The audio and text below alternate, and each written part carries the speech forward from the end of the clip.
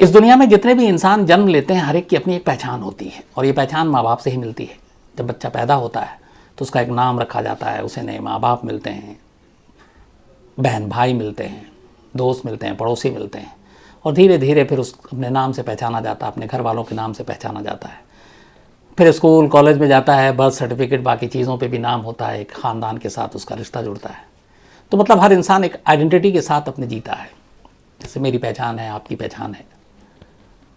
लेकिन अगर कोई शख्स दूसरों की पहचान चुराने की कोशिश करे और दूसरों की पहचान चुराकर उस पहचान को अपनी पहचान से जोड़ दे और फिर उसी की पहचान के बलबूते पे जिंदा रहे, ये तभी मुमकिन है जब कोई जुर्म करने जा रहा हो या उसने कुछ जुर्म किया हो। ऐसी बेशुमार कहानियाँ भरी पड़ी हैं जब लोगों ने क्राइम किया और फिर किसी और आइडेंटिटी, किसी और नाम, किसी और हुलिये, किसी और पहचान के साथ छुपे रहे, बचे रहे। कई लोगों ने तो अपना चेहरा तक बदल दिया प्लास्टिक सर्जरी से, कई लोग फर्जी नाम के साथ इधर से उधर रहे। ऐसे बहुत सारी कहानियां हैं। आज की कहानी एक ऐसे शख्स की है जिसने एक दूसरे शख्स की पहचान चुराने के लिए जो कुछ किया, जिस रास्ते पे चला, वो अपने आप में शॉकिंग था। ये वो शख्स है जो एक ज़माने में कनाडा का मोस्ट वांटेड क्रिमिनल था। इंटरपोल की लिस्ट में पूरी दुनिया में इसका नाम दूसरे नंबर पे था मोस्ट वांटेड में। ये कहानी है एल्बर्ट जॉनसन वॉकर की। एल्बर्ट जॉनसन वॉकर एक कैनेडियन सिटीजन, कनाडा का रहने वाला, वहाँ के हैमिल्टन ओंटारियो में ये रहता था। ठीक ठाक पढ़ा लिखा था, दिमाग का तेज था। इसके बाद इसने अपना एक, पहले किसी बैंक में काम किया, फिर नौकरी छोड़ी, फिर अपनी इसने एक फाइनेंस कंपनी खोली। एक ज़माने में करीब 30-40 एम्प्लॉइज़ के अंडर में काम करते थे और बड़े बड़े इसके पास क्लाइंट थे जो बैंक, फाइनेंस, इनकम टैक्स, इन सारी चीज़ों की इसकी कंपनी जो फर्म है वो उनको अपनी सेवा देती थी। ज़िंदगी एल्बर्ट की बिल्कुल ठीक ठाक चल रही थी। कनाडा में अच्छे खासे पैसे हो गए थे, धंधा बहुत बढ़िया चल रहा था, एम्प्लॉय की तादाद बढ़ती जा रही थी, शादी हो चुकी, 3 बेटियां थीं, मतलब सब कुछ अच्छा अच्छा था। लेकिन फिर 85 के बाद, 85, 86, 87, 88 के आसपास धीरे धीरे एल्बर्ट के कुछ कारनामे जो हैं वो आम होने लगे। पता चला कि ये अपने इस धंधे में कई बेईमानी कर रहा है और इसने अपने बहुत सारे क्लाइंट जो थे इसके, उनको चूना लगाया है। उसके बाद इंक्वायरी बैठी तो पता चला कि इसने अलग अलग अपने क्लाइंट के करीब 3.2 मिलियन अमेरिकी डॉलर, मतलब 32 लाख अमेरिकी डॉलर का इसने धोखाधड़ी की। अब इसके ऊपर 420 धोखाधड़ी, इन सब चीज़ों के मामले दर्ज होने लगे। एल्बर्ट को लग गया कि अब वो गिरफ्तार होगा, जेल जाएगा और जेल भी लंबा जाएगा। तो इससे पहले कि पुलिस उस तक पहुंचती, उसने कहा कनाडा छोड़ देते हैं। और ये कनाडा एक रात गुपचुप तरीके से वहाँ से निकल लेता है और यूरोप पहुँचता है। जो 3 बेटियाँ थी और पत्नी थी, उनमें से 2 बेटियों और पत्नी को वो छोड़ देता है कनाडा में ही और अपनी सबसे बड़ी बेटी को लेकर ये यूरोप पहुँचता है।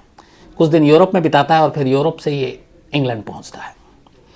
इंग्लैंड जाने के बाद ये इंग्लैंड में ही हर्रोगेट एक जगह, वहाँ पे ये रहता है, शायद मैंने नाम सही लिया हो, और वहाँ पे एक अब नई पहचान, पहले एक तो नया नाम अपना लेता क्योंकि कनाडा में ये वांटेड था। अब वहाँ पे जाने के बाद ये एल्बर्ट वॉकर के नाम पे रह नहीं सकता था, इसने अपना नया नाम रखा डेविड डेविस। अब डेविड डेविस के नाम पे हैरोगेट में जाके ये शिफ्ट हो गया, किराए का घर लेता है और अपनी बड़ी बेटी को ये वहाँ पे लोगों को बताता है कि ये उसकी वाइफ है, ये पत्नी है, ताकि उसे ये कि कोई शक ना करे कि एक मैरिड आदमी है और पत्नी साथ में रह रही है तो ठीक ठाक होगा, कोई क्रिमिनल और ये इस तरह की चीज़ें नहीं होंगी। तो फैमिली को अक्सर लोग इसी तरह ढाल बनाते हैं। तो खैर ये नए नाम डेविड डेविस के अपने नए नाम के साथ वहाँ पे रहने लगा, अपनी बेटी को पत्नी बनाकर। लेकिन इसे ये था कि बहुत दिन तक छुप नहीं सकते, क्योंकि एक तो इंटरपोल, अब इधर ये भागा तो कनाडा में खबर पहुँच गई। इंटरपोल को दिया गया एल्बर्ट का पूरा डिटेल और कहा गया कि जहाँ भी उसको पकड़ के लाए। इंग्लैंड और कनाडा के साथ एक्स्ट्राडिशन ट्रीटी भी था, मतलब आप प्रत्यार्पण संधि एक तरह से, तो वापस भेजा जा सकता था।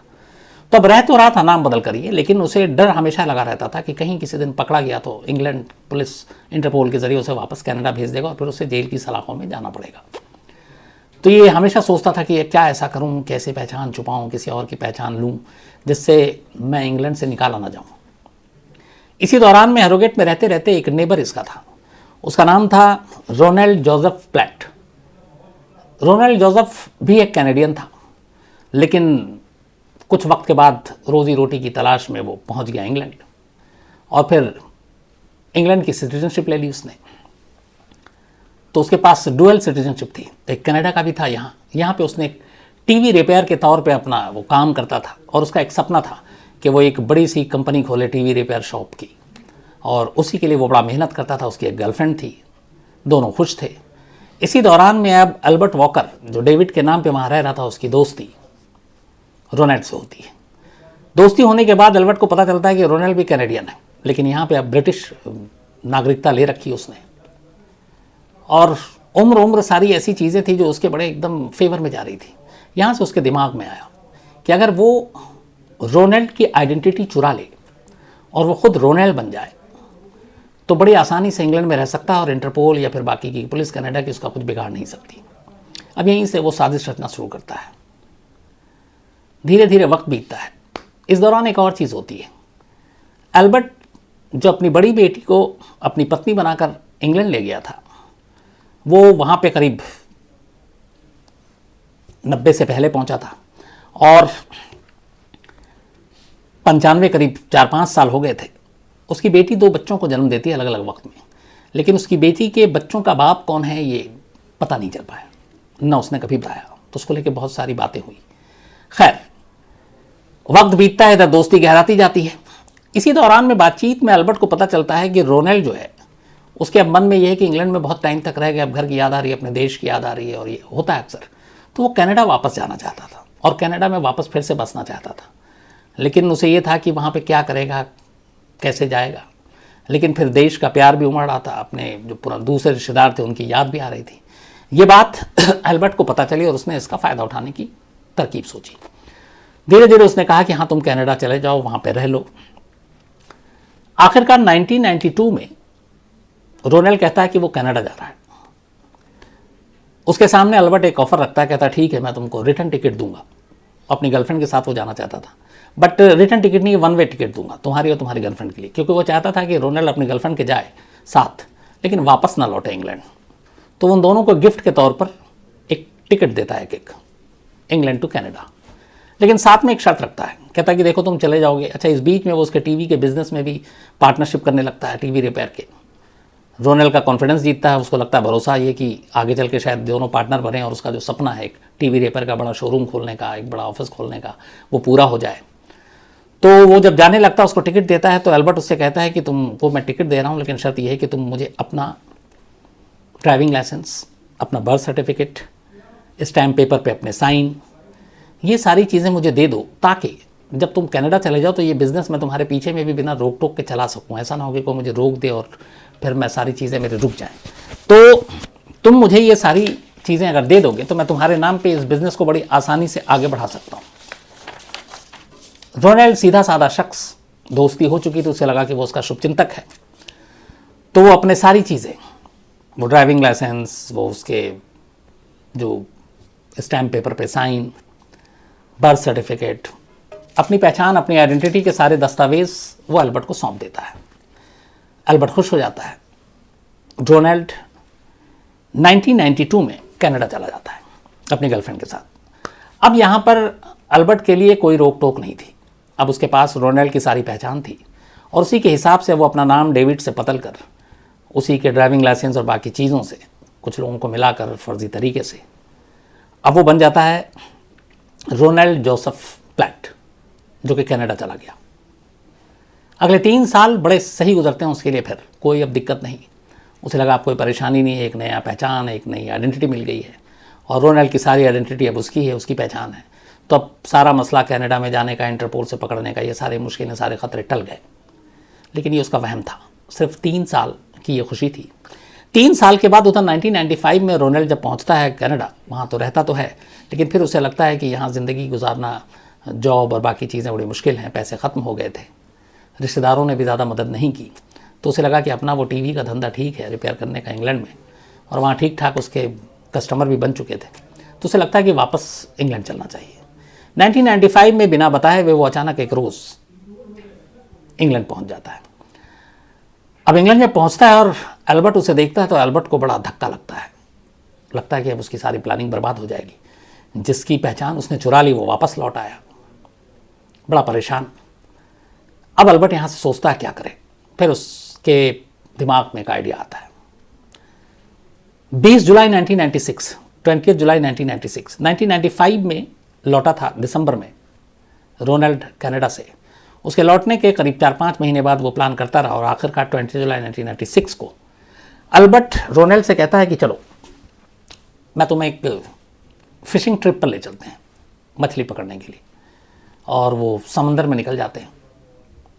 सन्नाटा था, समंदर में नहीं बल्कि वो एक इंग्लिश चैनल कोई थी वहाँ पे, उसी में। अब यहाँ इस दौरान में दिसंबर से जुलाई में जब वो लौट आया तो उसका भरोसा जीतने के लिए उसे बताता है कि चलो कोई बात नहीं, तुम लौट आए, हम तुम्हारे टीवी रिपेयर का हम लोग बिजनेस पार्टनरशिप में काम करेंगे। तो भरोसा जीत चुका था। उसके बाद अचानक वो 20 जुलाई को उसको ले जाता है, कहता है चलो फिशिंग ट्रिप पे चलते हैं।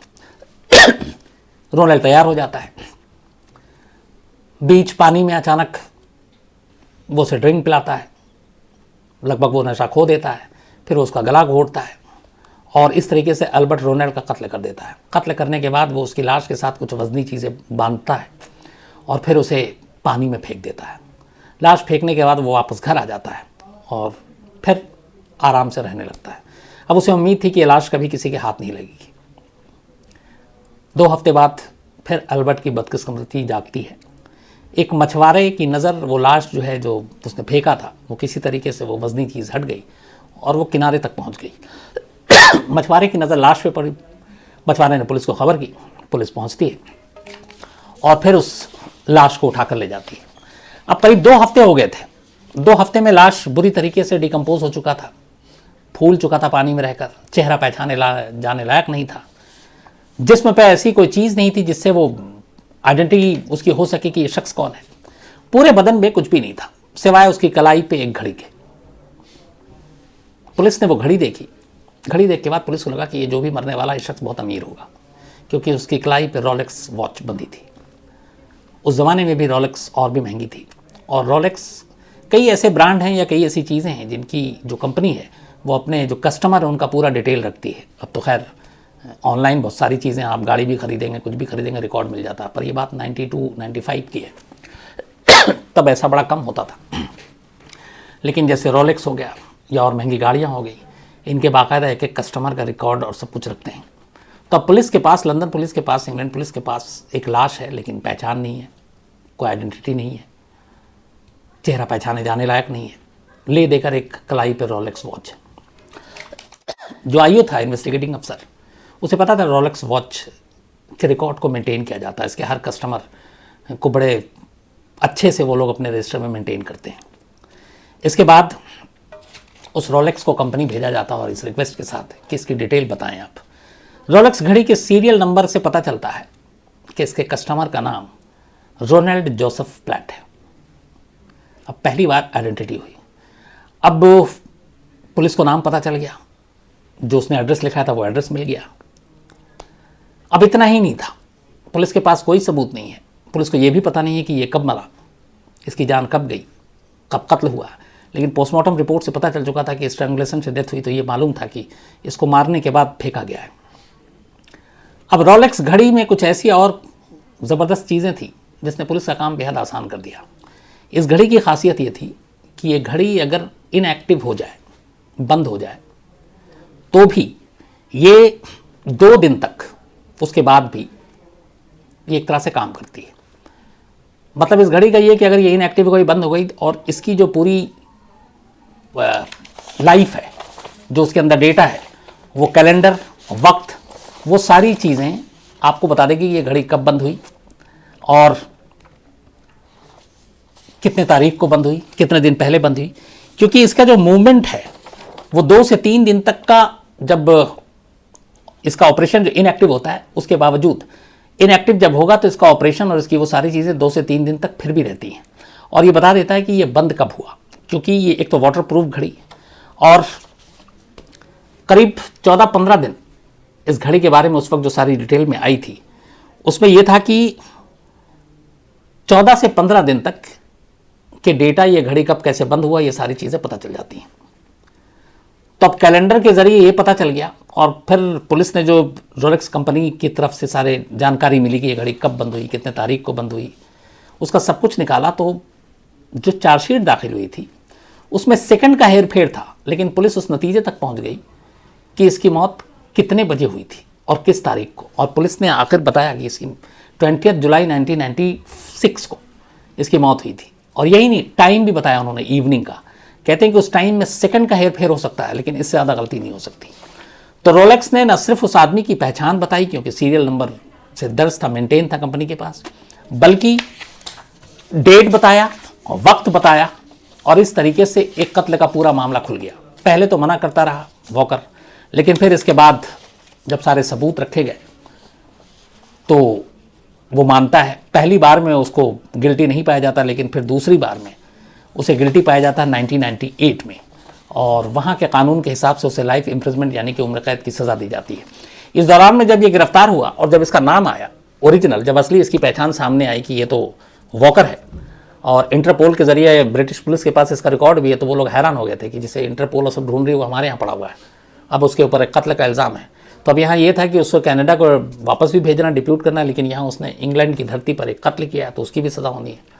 तो मामला उलझा हुआ था, लेकिन 1998 में उसे लाइफ इम्प्रिजमेंट की सज़ा हुई, और इस सज़ा के बाद उसे जेल भेजा गया। उधर कनाडा ने कहा कि हमारे यहाँ भी वांटेड है और हम तो पहले से ढूंढ रहे हैं, तो आप हमें भी दो। तो फिर मसला ये, इसका हल ये निकाला गया कि कुछ साल तो वो वहाँ रहेगा और फिर उसको कनाडा भेजेंगे। तो ये 98 से इंग्लैंड की जेल में रहा, और 2005 में इसको कनाडा के हवाले कर दिया गया और कनाडा की जेल में भेज दिया गया। वहाँ इस पर मुकदमा चला और करीब 4 और प्लस 1 5 साल की इसको सज़ा हुई धोखाधड़ी के मामले में $3.2 मिलियन के, और फिर ये वहीं रहा। और उधर इम्प्रिजमेंट, चूँकि एक और भी इनमें समझौता हुआ था कि ठीक है हमारे कानून के हिसाब से हमने इसे लाइफ इम्प्रिजमेंट दिया, तो आप इसको उम्र कैद में वहाँ रखेंगे, बाकी आपकी जो सज़ा है आप वो भी दे दें। तो इंग्लैंड के लाइफ इम्प्रिजमेंट प्लस कनाडा के 5 साल एक्स्ट्रा, तो ये वहाँ पे कनाडा में रहा। और किंगस्टन की जेल में ये था 2013 तक, और फिर वो जेल किसी वजह से बंद कर दिया। तो बंद होने के बाद फिर ये ब्रिटिश कोलंबिया की जेल में भेज दिया गया, और अभी भी ये उसी जेल में बंद है। और इसकी कहानी जो है द रोलेक्स किलर के नाम से जानी जाती है। इस पर कई किताबें भी लिखी गई, कई नॉवेल भी लिखे गए। तो एक अपनी पहचान छुपाने, दूसरों की पहचान चुराने के लिए कत्ल, और एक घड़ी के ज़रिए जिसे उसने बहुत ही बेकार समझा, अगर वो लाश के साथ वो घड़ी को न छोड़ता तो शायद रोनेल्ड की कभी शिनाख्त ही नहीं होती।